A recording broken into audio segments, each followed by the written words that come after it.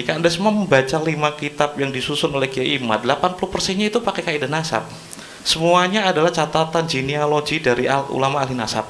80% tentang catatan historiografi atau catatan genealogi dari kitab-kitab nasab. 10%-nya dia memakai sentuhan dikit-dikit tentang studi kritik historis. 5%-nya lagi improvisasi tentang YDNA. Sisanya lagi 5%-nya tentang framing. Saya belum pernah sekalipun melihat apa yang diucapkan sebagai tesis diuji dalam sidang yang lebih akademik gitu.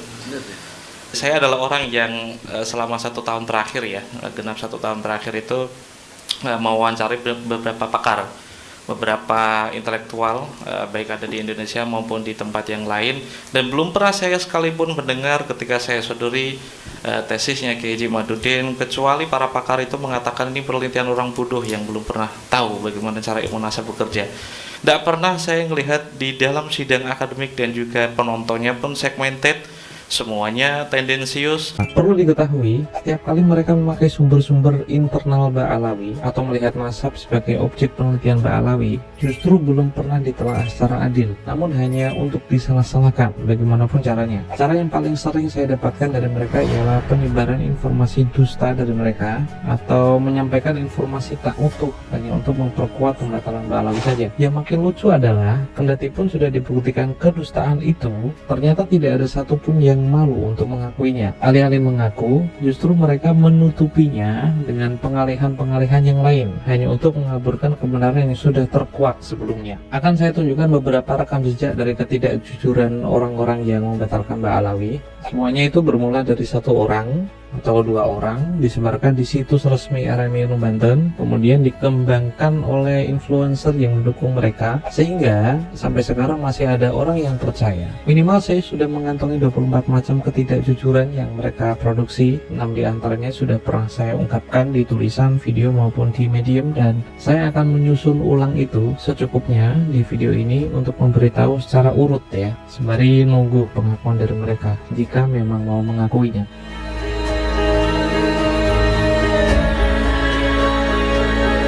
Nasab Ba'alawi di Isbat Mimpi. Tulisan ini kali pertama ditampung di Nahdlatul Ulum sebelum versi sekarang ya, sehingga nggak bisa diakses. Namun pada bulan yang sama, ada situs lain yang menulis ulang pada tanggal 13 Mei 2024. Dan lebih dari itu, Kiai Nur Ihya bahkan menyebut, untuk memutuskannya, ya penetapan nasab itu ya ada yang sebagian dari mimpi-mimpi dan sebagian dari mukasyafah itu. Tidak hanya ini, banyak cerita-cerita mulai dari halaman 100 sampai 116, 17 ini ada cerita-cerita aneh, unik, klasik dan klinik ya, yang tidak bisa diterima oleh akal sehat. Sekelas Imam Ghazali tidak pernah menyebutkan korban seperti ini di dalam kitab Al-Ihya. Baik Kiai Imad maupun Kiai Nur Ihya sama-sama meninggalkan satu bagian penting dalam Al-Ghuror selain 2 informasi tadi, hanya untuk menciptakan kesan yang menyesatkan, dan bagian itu atau bagian yang hilang yang tidak disampaikan oleh mereka ialah 38 bait yang ditulis oleh Abu Bakar Al-Idrus yang berisi 19 nama ulama non-Ba'alawi yang mengisbat Ba'alawi. Seluruh ulama tersebut adalah Al-Ahdal, Al-Khazraji, Al-Yafi'i, Al-Iwaji, Al-Syarji, Ibn Abil Hib, Al-Janadi, Ibn Hasan, Ibn Hajar, Ibn Samurah, Al-Maraghi, Abu Syukel, Ibn Dabil, As-Sakhawi, Abu Fadl, Abu Abbad, Muhammad bin Abi Bakar Al-Hadrami, Ibn Isa At-Tarimi, Asyihab atau Syihabuddin Al-Hadrami. Berdasarkan versi modern dari hoax, ini disebut kedustaan yang memakai metode cherry picking, yaitu mengambil bagian-bagian tertentu saja dari semua fakta yang hanya mendukung opini saja, supaya publik tercekoki pesan bahwa pengisbatan Ba'alawi itu hanya lewat mimpi saja. Padahal jika membaca utuh, seluruh fakta yang disajikan tidaklah seperti yang mereka katakan.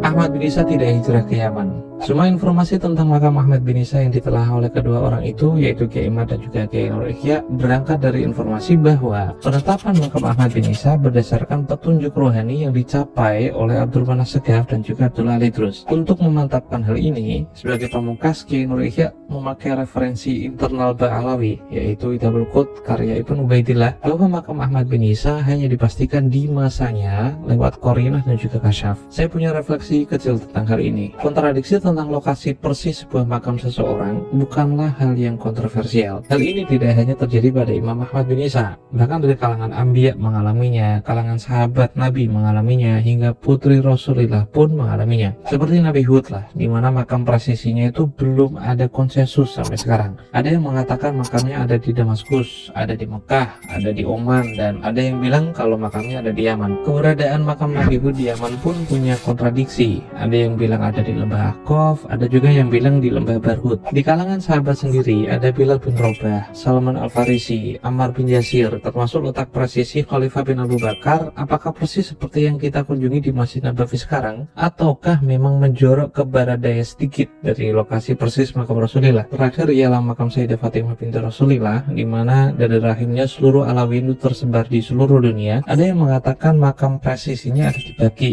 sementara pendapat lain mengatakan letak makamnya ada di Masjid Nabawi. Kendatipun demikian, kedua riwayat ini tidak bertentangan bahwa makam Sayyidah Fatimah tidak berada di luar Madinah, karena baik Baqi maupun Masjid Nabawi sebenarnya masih ada di wilayah Madinah. Begitupun makam Imam Ahmad bin Isa. Kontroversinya itu hanya pada di mana letak presisinya dan ditemukan lewat apa. Dari semua literatur Ba'alawi maupun non-Ba'alawi, lokasi yang presisi ditentukan lewat ronsen makam adalah di Husaisah. Akan tetapi, redaksi yang memakai sigot tamrid, pendapat lain mengatakan letak makamnya ada di Qarajashif. Wakila mata bi Qarajashif, dan dikatakan bahwa Ahmad bin Isa itu wafat di Qarajashif. Dalam studi periwayatan, sigot tamrid kerap dipakai seseorang untuk indikasi kedaifan informasi yang terkandung di dalamnya. Maka dari dua redaksi yang mengandung informasi tentang makam Ahmad bin Isa, sebenarnya yang lebih layak dipegang adalah Husaisah, karena tidak memakai sigot tamrid dan ditopang pula oleh cucunya yang menziarahi tempat itu, yaitu Abdurrahman As-Sagaf sekaligus Abdullah Al-Idrus. Kendatipun kedua riwayat tentang Husaisah dan juga Qarajashif itu tidak bertentangan tentang satu hal, yaitu bahwa makamnya Ahmad bin Isa tidaklah berada di luar negeri, karena Qarajashif dan juga Husaisah sama-sama berada di Yaman. Persoalannya, kenapa Kiai Imad dan Kiai Nur Ihya berbohong tentang makam Ahmad bin Isa dan perpindahannya ke Yaman? Kiai Nur Ihya mengatakan makam Ahmad bin Isa yang benar itu ada di Irak. Berarti Imam Ahmad Al-Abah makamnya tidak di Husaisah Sayyun Hadramaut Yaman, karena meninggalnya Imam Ahmad Al-Abah di Baghdad. Tidak mungkin meninggal di Baghdad dimakamkan di Sayyun Husaisah. Jadi terus siapa yang dimakamkan di situ? Nah, ya inilah yang menjadi tanda tanya atau teka-teki kita bersama. Siapa yang berbohong? Apakah benar-benar itu sebuah makam atau hanya sekedar petilasan? Iladatun Nahar. Ada dua pendapat bahwa makam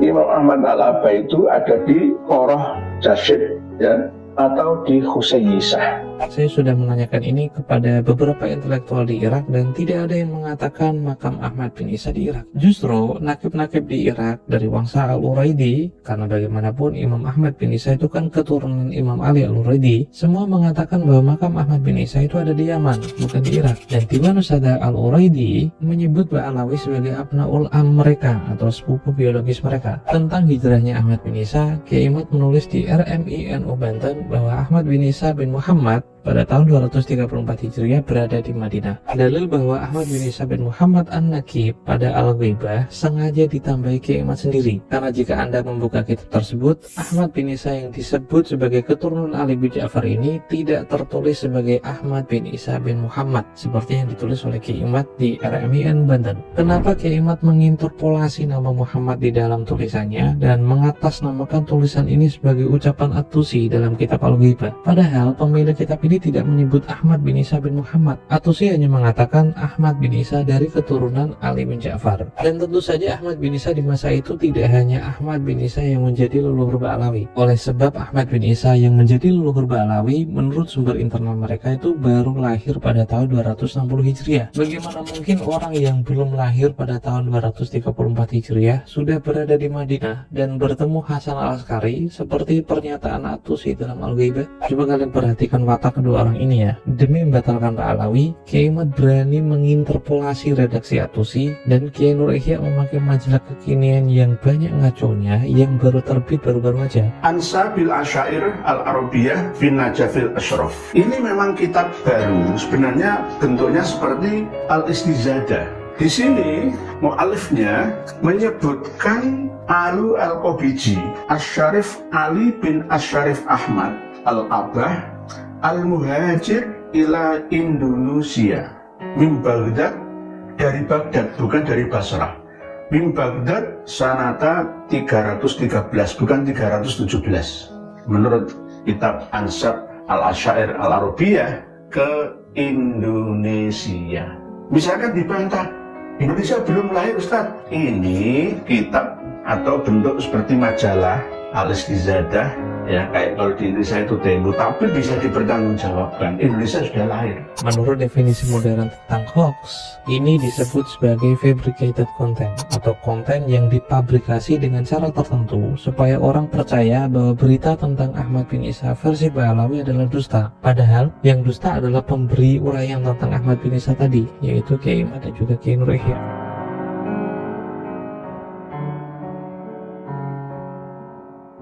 Mufti Yaman membatalkan Ba'alawi. Dari semua kedustaan yang paling fenomenal ialah tentang Mufti Yaman yang diklaim Kiai Imad dan Kiai Nur Ihya itu telah membatalkan 21 wangsa. 8 diantaranya adalah wangsa Ba'alawi. Tak tanggung-tanggung, Kiai Nur Ihya bahkan mengklaim sudah memverifikasi Kiai Yaman langsung lewat relasinya di sana. Oleh sebab itu nasab palsu para khabib dari Yaman ini sudah dibatalkan.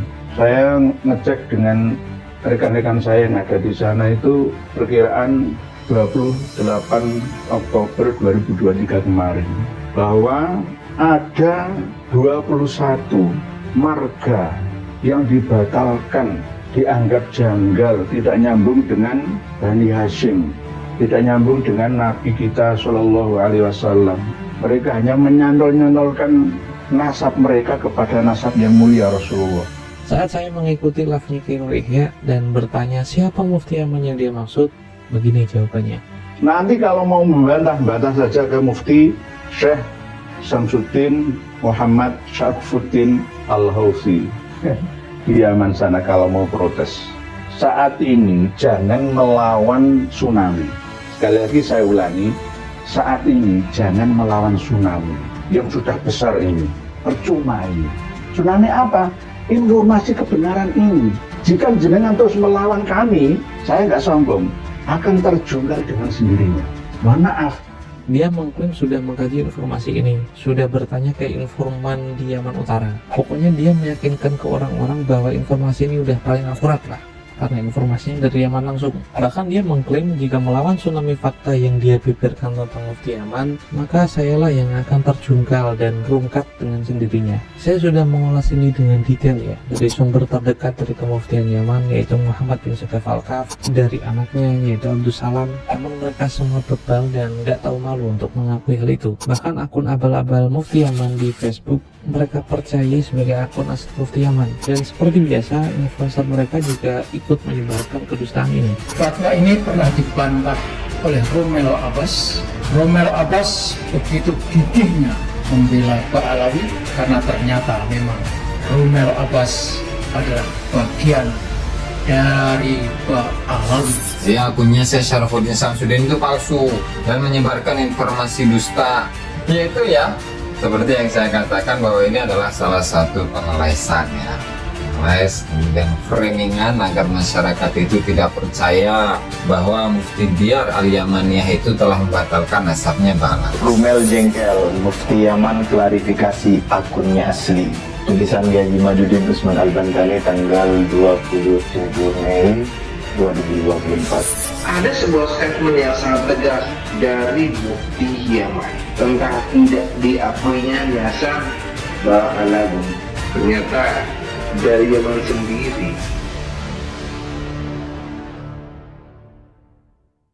Kenapa mereka masih mempercayai bahwa akun abal-abal ini sebagai akun asli? Tentu saja karena Kiai Imad juga mempercayai bahwa akun ini asli. Coba lihat sendiri. Ditanya Rumel Abbas, Mufti Yaman tegaskan Habib Ba'alawi bukan keturunan Nabi. Rumel jengkel, Mufti Yaman klarifikasi bahwa akunnya asli. Hingga akhirnya saya menghubungi Abdus Salam untuk kali ketiga dan saya meminta bantuan kepadanya. Jika memang ada kesempatan Bapak mengkhotbah, tolong berkenan untuk memberikan klarifikasi tentang sebuah artikel yang mengklaim Bapakmu telah membatalkan 21 wangsa Hashimi. Karena di sini ada Kiai di situs resmi RMI Banten yang membatalkan Mbak Alawi dan memakai nama bapakmu sebagai kedok. Awalnya saya itu nggak berharap klarifikasi itu akan terjadi, hingga akhirnya Abdus Salam menghubungi saya di Facebook dan menyertakan video ayahnya, yaitu Mufti Yaman Syarfuddin Samsudin, yang mengatakan bahwa semua orang yang memakai informasi itu seperti Kiai Imad, Kiai Nur Ihya, dan semua YouTuber yang mengatasnamakan Mufti Yaman batalkan Mbak Alawi itu bohong besar.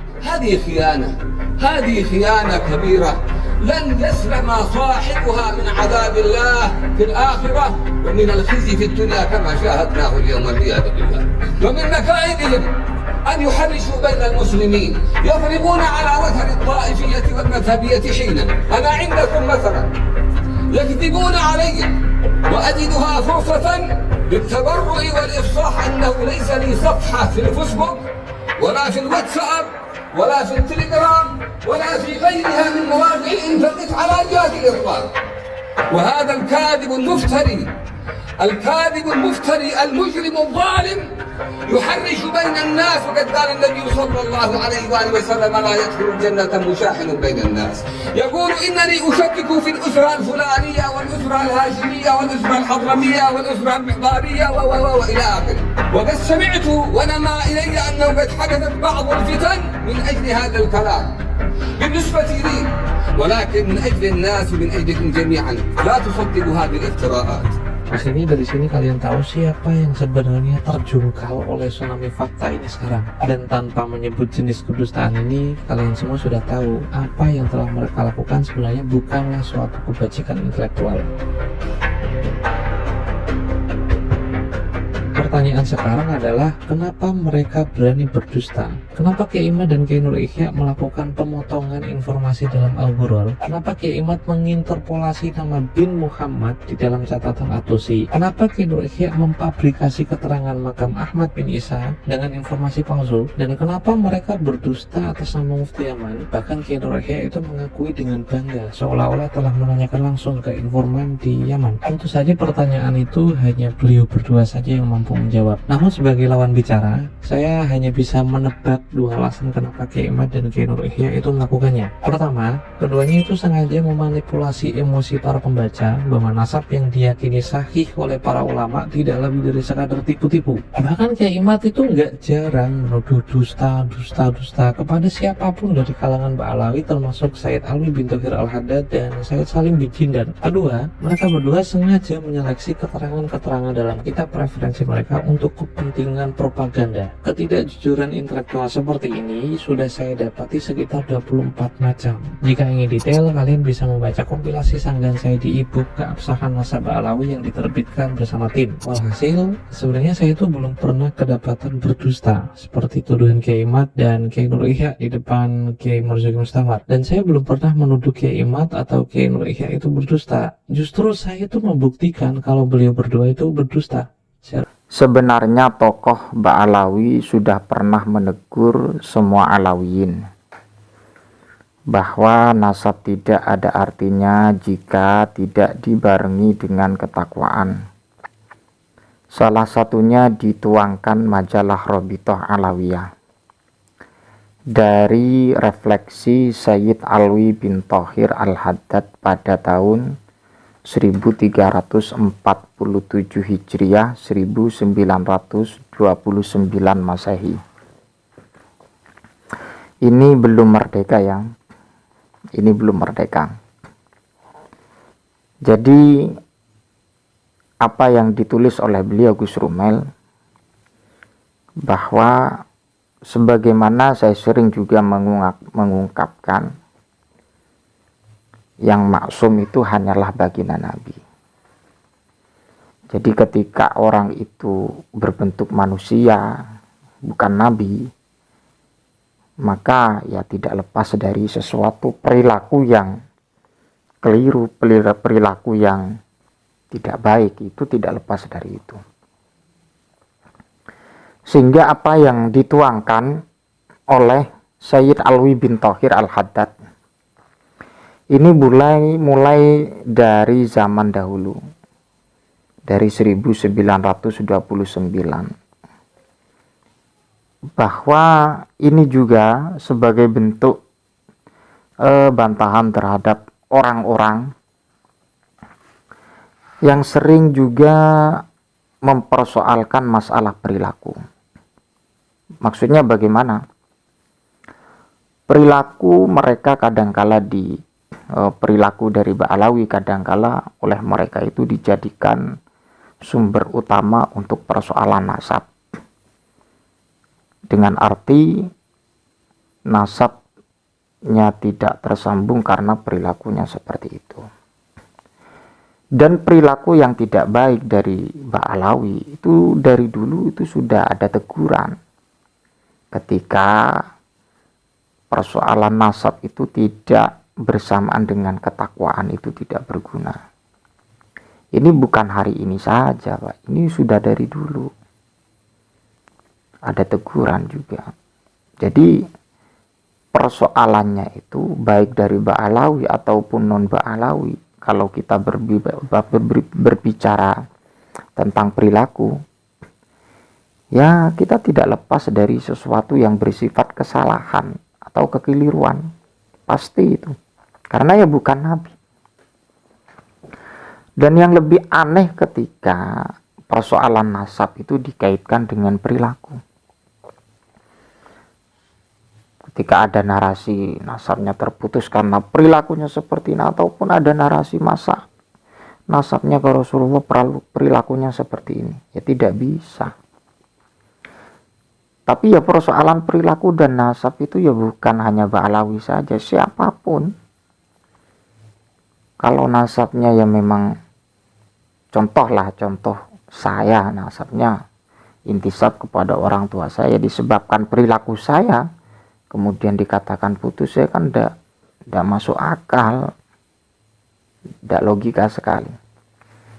Untuk diketahui klan Al-Haddad merupakan zuriyah Nabi dari Sayyid Alwi yang dikenal sebagai Alwi Amul Faqih, Alwi paman Muhammad Faqih Muqaddam.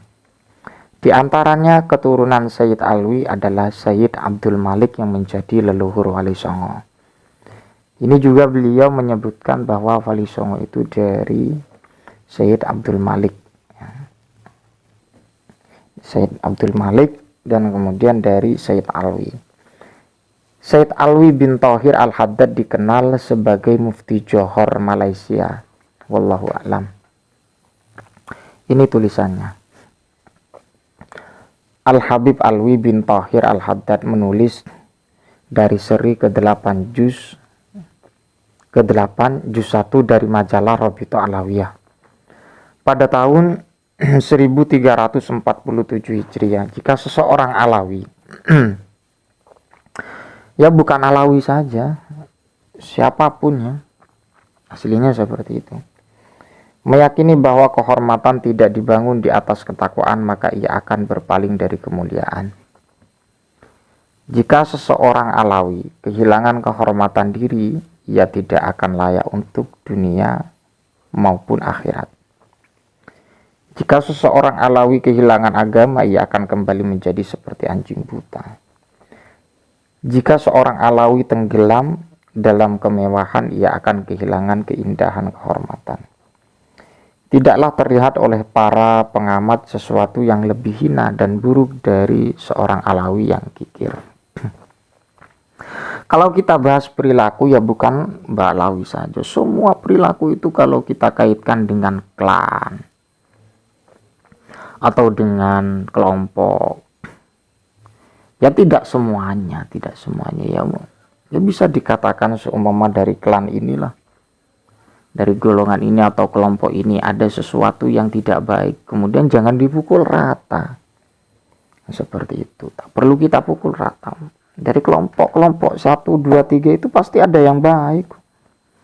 Karena apa ya? Manusia perilaku itu ya perilaku baik, perilaku tidak baik. Dan perilaku itu ya timbulnya dari manapun kalau memang itu masih berbentuk manusia.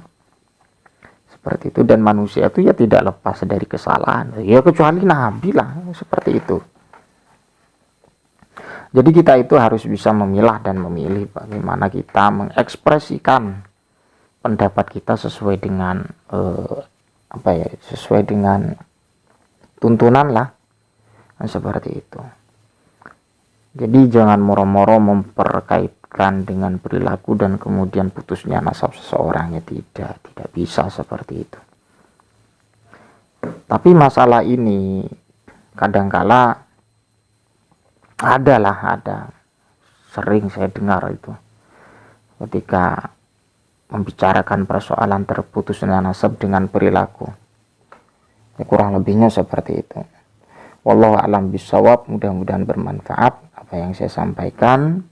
Ya, mari kita doakan saja semoga ulama dan habaib bersatu, umat ini bersatu tanpa pecah belah.